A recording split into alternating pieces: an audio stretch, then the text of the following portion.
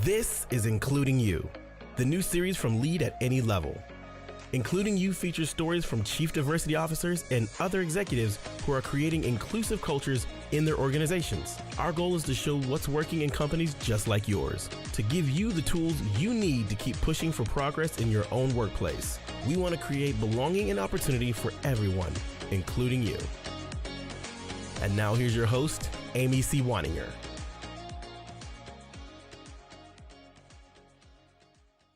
Welcome back to Including You. I'm your host, Amy C. Waninger, the Inclusion Catalyst. My guest this week is Janessa Mondestin. She is the Director of Nonprofit Talent Advisory of Tulsa. Tulsa brings together the collective power of people and business to develop, support, and share the growth of innovation and opportunity. It's home to a flourishing community of creative nonprofit entrepreneurs in Tulsa, Oklahoma. Tulsa, Oklahoma. Tulsa employs about 20 people in Tulsa and about 10 more nationwide. Janessa, welcome to the show. Thank you. I know that's a tongue twister with the in Tulsa and in Tulsa.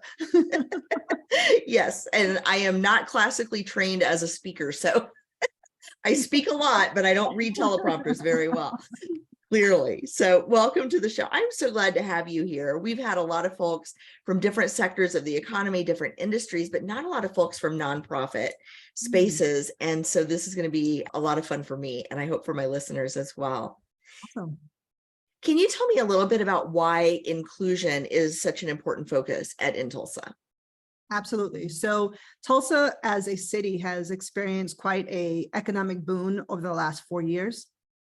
And as we continue to look at economic booms going on with tech sectors and nonprofit sectors alike, what we want to make sure that we do is that we are providing opportunities not to folks who are just from the coast coming to Tulsa, but also for people who are native to Tulsa, that the folks who are in different communities of Tulsa are also experiencing the same kind of shift and renaissance economically, socially, as well as folks who have transplanted from other parts of the country to Tulsa. So the inclusion aspect of it inside of an organization, it's to really mirror the needs of the community. If we're not serving the people who we are saying that we're mission aligned for, then we're really doing ourselves a disservice as an organization. I think it's really important that people recognize exactly what you just said, that when you're in a community, you need to reflect the values and interests and demographics of the community that you're in if you want to stay relevant. Can you talk a little bit about how you're doing that? What's moving the needle for you? Yeah, so my little area of expertise is looking at talent strategy and hiring strategy. And so when we're looking at trying to emerge a tech capital or a new kind of knowledge economy here in Tulsa, which has been dominated by oil and gas and energy, and a bit about cybersecurity and healthcare, as we're trying to diversify the industries here so that folks never need to leave Tulsa to find work, we want to make sure that the communities that we have are folks who are going to be part of the new version, the new story of Tulsa. So we want to look at workforce development, economic development. How do we bring everyone along so that they're part of the journey and not excluded from the story? So about 5 years ago, going on into 2023, I'm part of an organization called George Kaiser Family Foundation. And their mission was, how do we advance the intellectual capital of Tulsans and find ways that they can compete? And if they are already competitive, they don't need to leave the state or the city for it. And we started looking at stats and data and saw that so many college graduates were leaving Tulsa to go to work in San Francisco, find work in Austin, head over to the very next state in Bentonville, Arkansas, since there's like Walmart and Fulton Family Foundation there. How can we attract and retain that diversity and that intellectual capital here? And so we had to look at more programs that we can bring people along in, connect with colleges, and also look at where we can support from a nonprofit social sector aspect as well.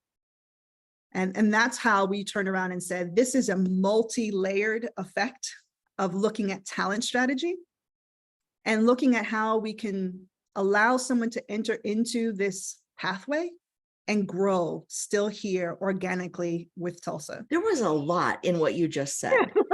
Because you touched on a lot of different things. You touched on brain drain, which is a problem for a lot of second tier cities or third tier cities. Rural communities struggle with brain drain a lot. We can educate people, but we can't keep them. And then you've got the problems that come with when you try to keep them. Do you have enough industry there? There's a chicken and egg scenario because you can't bring the industry if you don't have the talent. And then there's got to be a component as well of retraining and re-careering people whose maybe their jobs have become obsolete or the work has gone away, it's gone elsewhere, that sort of thing. So you're really talking, when you talk about workforce development and economic development and keeping the talent in the place, there's a lot of moving parts there. And it's a lot that kind of, it from the outside, it looks like it almost has to magically all happen at the same time. Correct. That is what does it look like from the inside? Because I've always been curious about where do you start when you've got to keep all these plates spinning and add the last one just at the right time. Yeah. Just to add a little bit more complexity to that layer, it's how many folks who are in the organizations who have been invested in that organization for decades. So we're also talking about a generational situation going on there too. And so if we're talking about organizations that want to innovate and look at new talent and new technologies, we have people who are graduating who want to be into these lifelong, strong and steady brand names that's in the heartland. We need to find a balancing act. So this whole thing is a bit of a balancing act of how much can the infrastructure sustain with new business? How do we retool and recalibrate folks who've been in the workforce for a long time? What's next for them to be working on? How can they mentor or sponsor new talent coming into the pipeline so that we're not losing intellectual capital at the same time or institutional knowledge at the same time, and yet allowing innovation to come in? So every day it's a very delicate balance. Every day is there's never a dull day. So we have to look at this by segments, and we also have to look at these by like categories. What does this industry or what does this organization provide as support for the community? So if we're going to talk about like early childhood education or health, how much of a balance can we innovate in that? Do we need to innovate in that? Are we already too innovative in that? And then how can we plan out career journeys to expand like horizontally, not just vertically in an organization? And can that be sustainable? So we're thinking about today, but we're also thinking about 3 years, 5 years, 7 years down the line. And as you look at population trends, because the population isn't static and the demographics of the population change, that all has to be taken into account. But then there's this whole piece around, you mentioned infrastructure, not just the jobs infrastructure, but the people and the living and the commerce and transportation infrastructure that needs to be in place. We've seen cities, not to name names, but I've heard horror stories about traffic in Austin, Texas, because so many people moved there so quickly and the infrastructure just couldn't keep up. And so you've really just, the complexity of this is just astounding. But then you also are dealing in the middle of all of this with basically a nationwide labor crisis. Right. So how has that affected what you're trying to accomplish there? Oh, I think that the one thing that happens is we are constantly looking at what's going on the coasts and seeing some of the decisions that are made there and how they might be expanding the systems or imploding upon the systems. We still are like Denver and Austin and Kansas City, a bit of like sister cities, even though it's scaled slightly differently there. And we want to see how they make their decisions, because one of the biggest selling points about Tulsa is that you can pretty much get anywhere in Tulsa in 20 minutes. So we are a city with a small town feel. And that is really a huge competitive advantage for people who want to come here. I'm a native New Yorker who was tired of the traffic. I lived in New York City for 41 years and just said, I don't want to deal with the traffic. I don't want to deal with the trains anymore. I don't want to deal with the congestion. I need a city that feels a little bit more sustainable and yet diverse. And so I chose Tulsa for that reason. And I want to maintain that. And so we have to look at the idea of infrastructure the entire time, plus what's going on in the greater economic kind of ecosystem of inflation, cost of living, where are the jobs? Can we afford to level set differently if we bring an organization who has a completely different philosophy and compensation? And what does that do for our local economy at the same time? So we have to remain in conversations with multitudes of people who are interested in moving the needle forward, but can we sustain it here?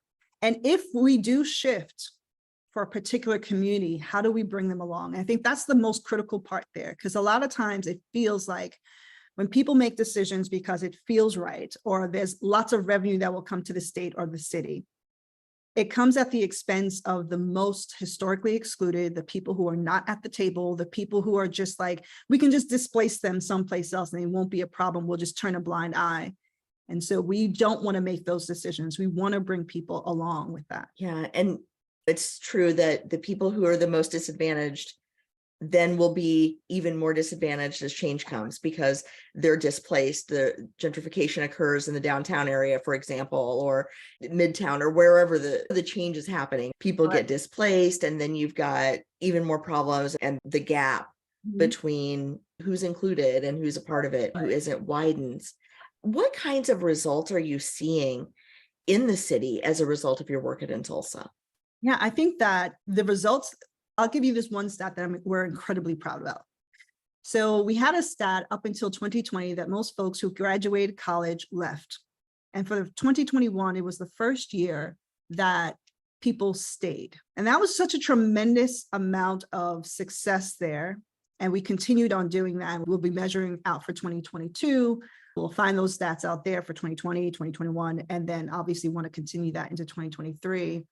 And the reason why that's so important is because I'm specifically working in this recruiting aspect of work. So I am the liaison and at the intersection of new job creation, new roles and new innovation within old legacy and organizations here. You're thinking of the Bank of Oklahoma, you're talking about Williams Center, you're talking about oil and gas sectors. So those are staples here. They're not going to go away that we can foresee.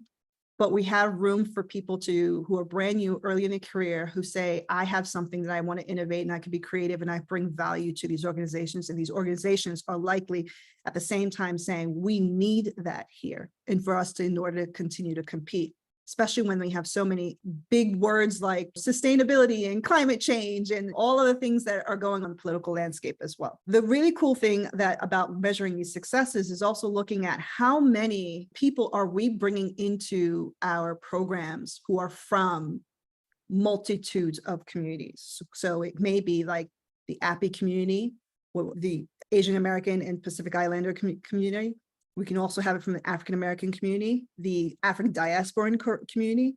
We may also have it from the Latinx community, which is a huge community that's also growing here in Tulsa as well. And so we're measuring this data and we're seeing the numbers shift as to the fact that they are going to college more frequently. If not going to college, they're finding non-traditional educational sources with continuing education so that they can compete in the workforce, and not compete in the workforce in a way that they're leaving, but they're staying and they're growing through the channels of career journeys. We're talking about people who said, I never knew I would have a career. I'm retooling, I'm reskilling, and I'm part of a new incubator. I'm actually going to open up my own business as an entrepreneur. I'm actually going to come into the social sector and find another avenue of bringing a skill set, a cultural competency skill set that can relate to the younger generations, like particularly in public schools or in anything in educational centers. So the successes that we're seeing, it's also the fact that it's creating generational success as well. So that has been incredibly beneficial for us to continue on moving on with the mission, because it's not just about the landscape of economy today or finding a job today, but it's also, you go back to your community and you talk about, hey, there's a program that you can get involved in that. You may not necessarily have that avenue or an opportunity to go to college, but you have this other avenue that you can get a skill and still compete and have something to land on. That is also where we've been finding success. As you were talking, I was thinking about all of the alternative avenues to traditional education. It used to be we pushed four-year colleges, but trades are making such a comeback because there's such a shortage of skilled tradespeople. There's a shortage of apprenticeships and journeyman programs for the trades. There are all of these, like you said, incubators for startups, but there are also just tech certificate programs that you can go through to qualify you and prepare you for roles in the tech sector. And these are roles that didn't exist 5-10 years ago. 10 years ago, there were no machine learning majors Right. in college. There were no advanced analytics or artificial intelligence majors Mhm. 15, 20 years ago. So these jobs are brand new. Social media manager is a job that didn't exist 10, 15 years ago. So as you are thinking about all of the change that you've seen in terms of the talent demands and the skill demands, what are some of your projections for what will be needed in the future? Have you thought about what are the jobs that don't exist yet that you anticipate you'll be recruiting for or trying to source for? I think that you hit it right on the head. There's one thing that I do want your audience to know. It's this idea of tech. And the idea of tech does not necessarily mean that you need to be a software developer. It means at any point that you're going to use some form of technology to advance or make more efficient the work that you do on a daily basis in your current state, right? So someone thought of, how can I make this easier if there was an app for that, or if there was a process for that? I think that is where the next generation of job creation comes in from. It's how can we continue to scale with technology? And not necessarily eliminating people, but how can we use people as examples to tell technology, what do we need to move forward? So this is that conversation of like artificial intelligence. I know GPT is a very big thing everyone's talking about these days, but you need people to be the user end of it, to explain to the technology, what's the outcomes that we need? We need user stories, and that means you need people. And so that means if you're someone who's looking for work, whatever your generation is in, wherever you land in your identity, your story needs to be told. And so a vital skill set that I think that no matter what industry you go into is being able to understand that your story matters. No matter where you land in any tech adjacent role, whether you're a software developer or you're helping in software development. Artificial intelligence is, I think, where people really need to start looking at, and obviously data scientists, right? Data analysts. Because we know that if we just include the data that has been collected, we're missing a key component of other people's stories that weren't in consideration.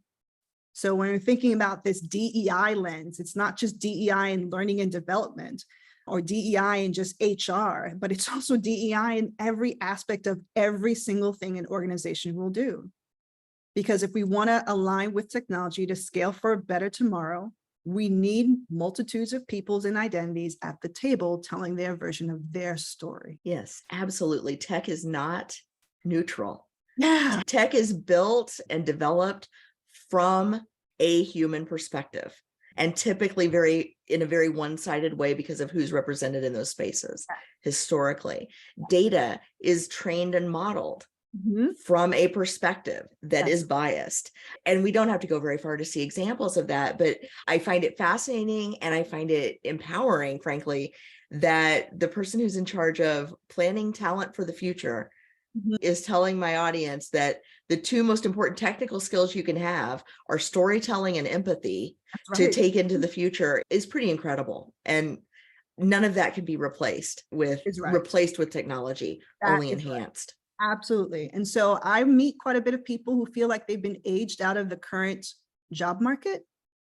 I'm like, no, you can age yourself back in, my friend. Like, your story also needs to be told there.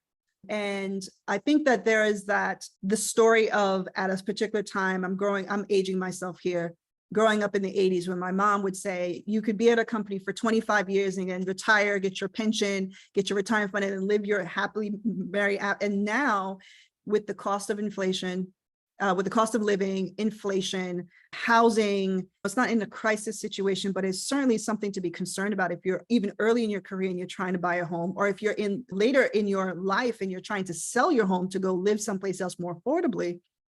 These are part of the stories that you get to tell when you're talking about data, when you're talking about how to analyze data and how to move an organization forward and still be able to innovate what the next steps will be, even though you've been doing it for 20 years, 25 years, 15 years, 10 years.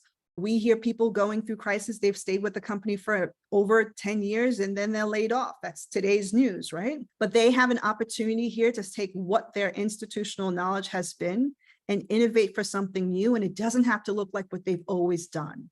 And that is an amazing opportunity to actually be in. And that's also a conversation about diversity too, diversity of thought. diversity of stories and your legacy that you lived already.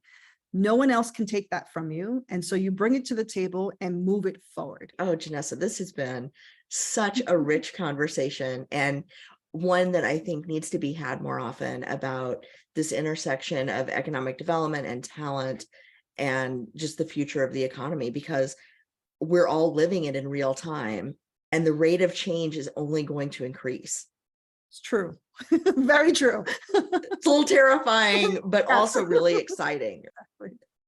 Janessa, thank you so much for being a guest on Including You. I appreciate your time. I appreciate your insights, and I hope people in and around Tulsa will look you up. We'll find all of the opportunity that's available there in a city that you can get anywhere in 20 minutes, at least for now, until everybody figures it out and moves there. But hopefully you can maintain that well into the future. Thank you so much. If you've enjoyed this episode, follow Lead at Any Level on LinkedIn and YouTube. Then join us for Including You video simulcast every Thursday at noon Eastern. Including You can also be enjoyed each week as part of the Living Corporate audio podcast series, available on all major podcast platforms. Learn more at living-corporate.com. Including You is brought to you in part by Lead at Any Level, a boutique training and consulting firm improving employee engagement and retention for companies that promote from within. Lead at Any Level.